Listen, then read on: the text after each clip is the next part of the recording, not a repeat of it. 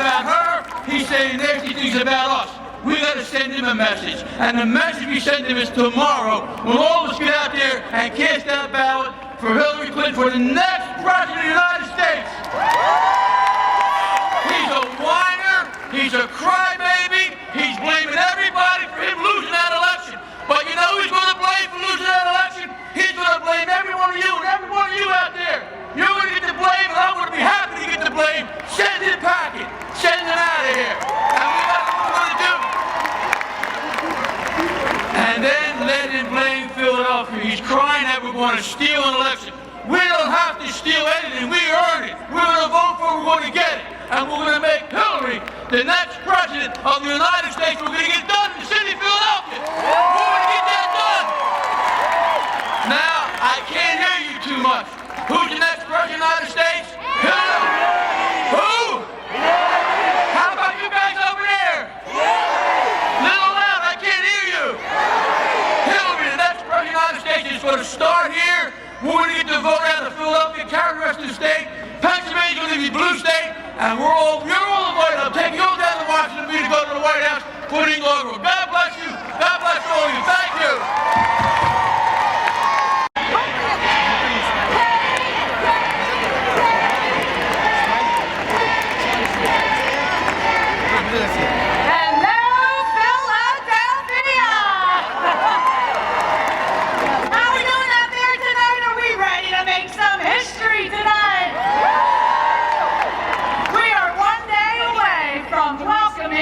Madam President! But hold on now, because this girl from Northeast Philly, yay! I need a favor. When we're shattering that White House glass ceiling, will you help me shatter that glass ceiling in the U.S. Senate as well? Because I just have it in my mind that, I don't know, I think it's time to send Pat Toomey packing. That's pretty good. What are we going to do? We're going to send him packing. But here's what we know.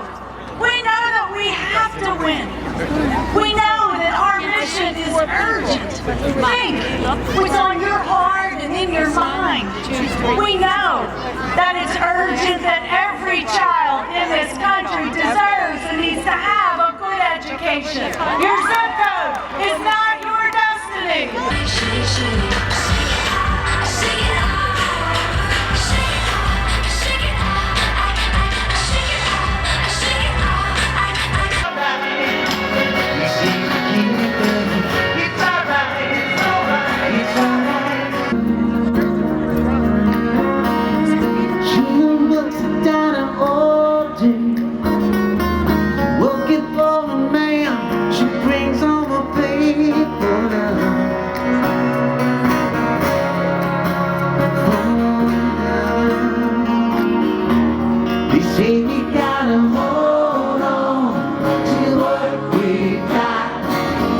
No matter how difficult its realization. Hillary sees an America where the issue of income distribution should be at the forefront of our national conversation.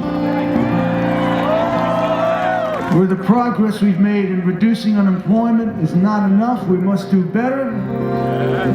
She has a vision of universal health care for all that will build on the work of President Obama. She sees an America that needs to be fairer, where our highest courts look to protect the rights of all of our citizens and not just the privileged. She sees an America where the issue of immigration reform is dealt with realistically and compassionately. Chelsea Clinton and President Bill Clinton.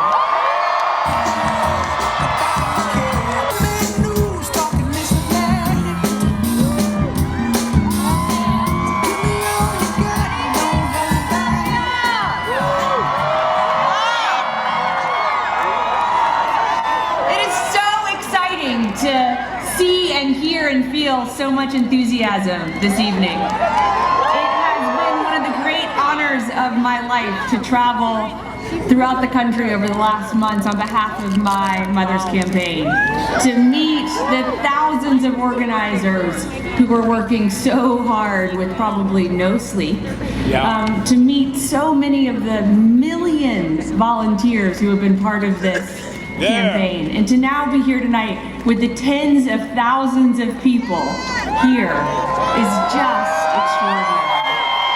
I am so grateful, and I am so fiercely, ridiculously proud of my mom. And I am unapologetically biased towards her, and I hope that many of you now understand after this campaign why that's so true for me. And I cannot wait to cast my vote for her tomorrow. And I like to think I'm the most excited person here, but my dad might be even a little bit more excited than I am. So just from the bottom of my heart, thank you all so much. And now it is my great honor to introduce my dad, President Bill Clinton.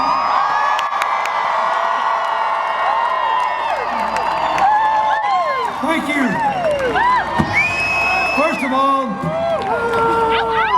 you just saw one of the reasons you should support Hillary for president. I am so proud of our daughter. I'm grateful for her. I'm grateful for all of you who've worked for her from the beginning to today. I'm grateful to Bruce Springstein and John Bon Jovi. I'm grateful to all of you. But I want you to take just 1 minute to think of where we are and what it means. This country began here.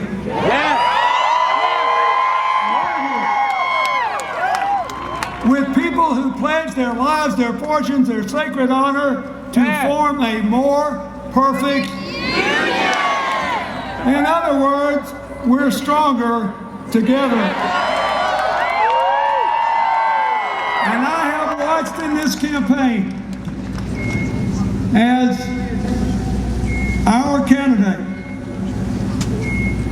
lived a campaign as she has lived her life, dedicated to making changes for other people, proving that no matter what came along, that no matter what they hit her with, no matter what obstacles were in the road, she would keep her eyes on other people, on the futures that our children, our grandchildren deserve, on how we could move forward together. And no matter what happened, she said, we're stronger together. That means answers are better than anger. Empowerment's better than resentment. Working together is better than fighting all the time, and it's way better to lift somebody up than put people down.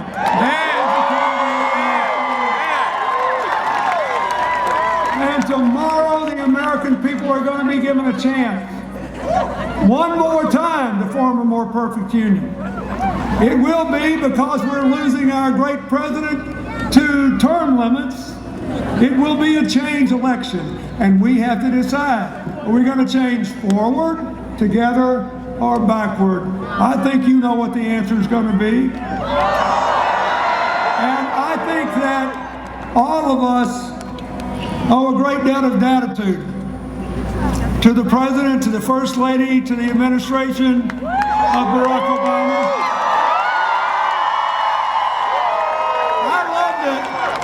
I loved it when he said at the Democratic Convention in Philadelphia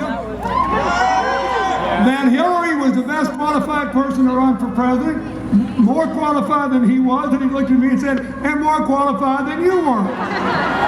I would now like to introduce the person I think has proved to be the finest surrogate supporter any candidate for president ever had, Michelle Obama.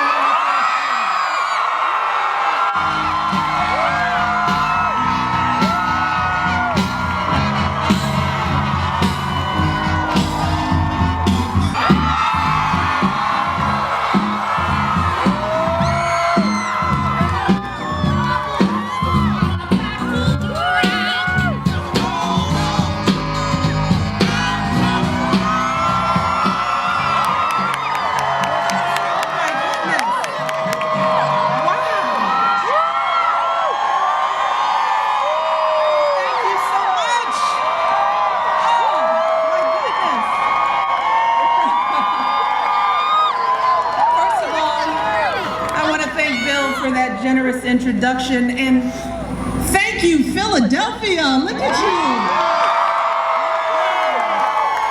What an amazing crowd, what an amazing night. This is truly an emotional moment for me for so many reasons. First, we are one day away from once again making history. Tomorrow, we have the chance to elect someone who is singularly qualified to be our president, our friend Hillary Clinton. She is a phenomenal woman who has devoted her life to helping others. Kids in crumbling schools, families struggling to get by, women who need a voice. And let me tell you, when the going gets tough, Hillary is the person we want on our side because she never gives up. She never quits. She refuses to ever be knocked down, pushed around, or counted out. And on top of all that, she is an outstanding mother, a loving and loyal wife, a bold and brilliant woman who is an inspiration to me and to millions across this country.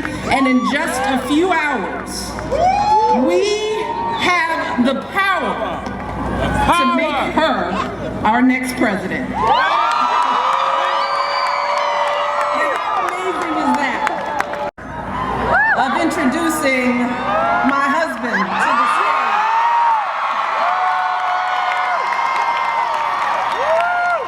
My chance, perhaps the last chance I have to introduce him as President of the United States. So, I just want to take a moment to publicly say how proud I am of all that he has done for this country. I'm proud not just of what he has done, but how he has done it. Getting the job done in the face of unimaginable challenges, always going high when they go low. Showing us all what intelligence, dignity, and grace really look like.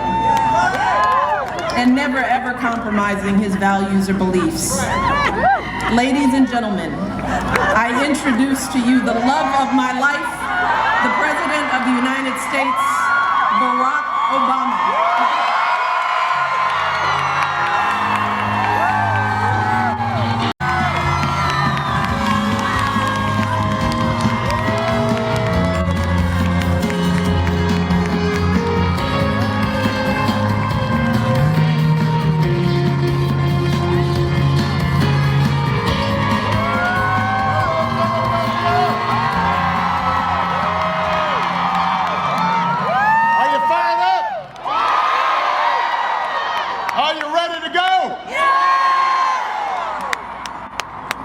Thank you, Michelle Obama, for being my partner, my love, my rock, and an amazing First Lady.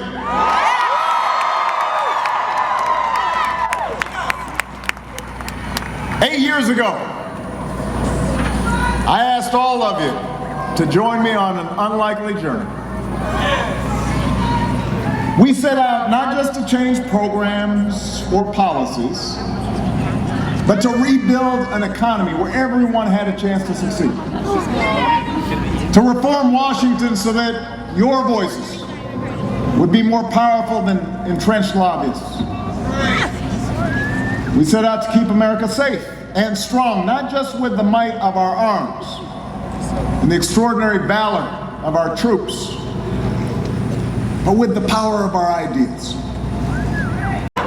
If his closest advisors don't trust him to tweet, why would any of us trust him with the nuclear codes?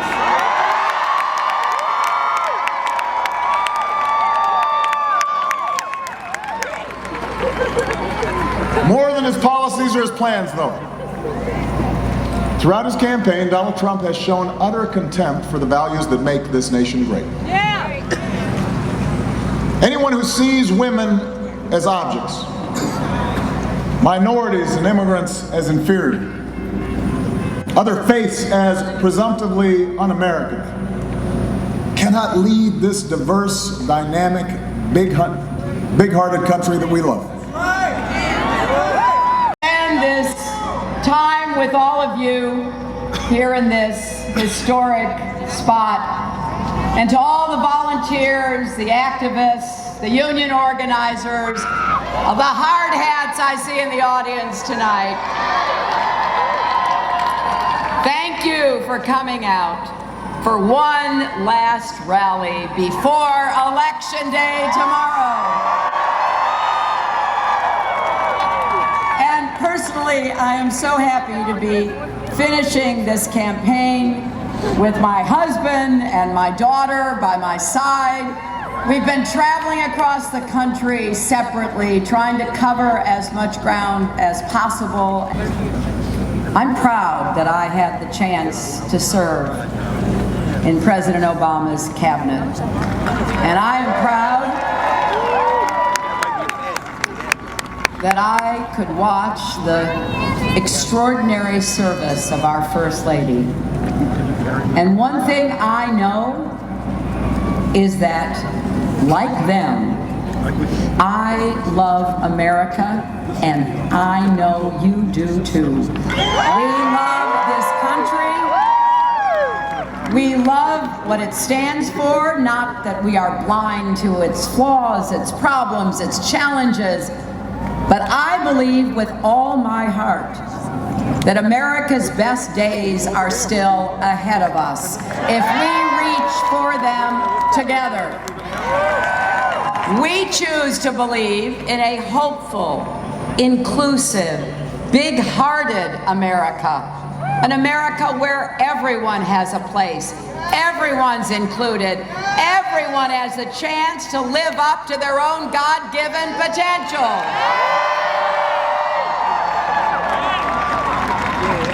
There have been so many memorable moments in this election for me, and most of them revolve around the people that I've had the privilege of meeting.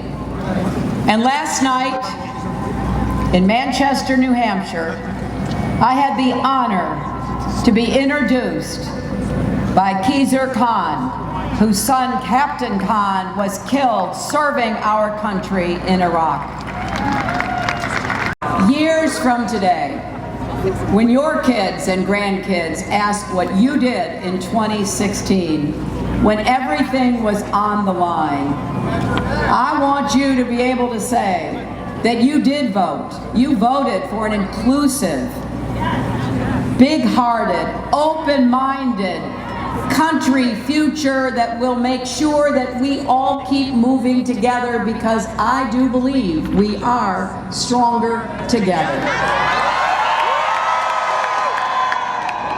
And you voted for an America where we build bridges, not walls. And maybe most importantly, you voted in great numbers to demonstrate conclusively, once and for all, that yes, love trumps hate. Let's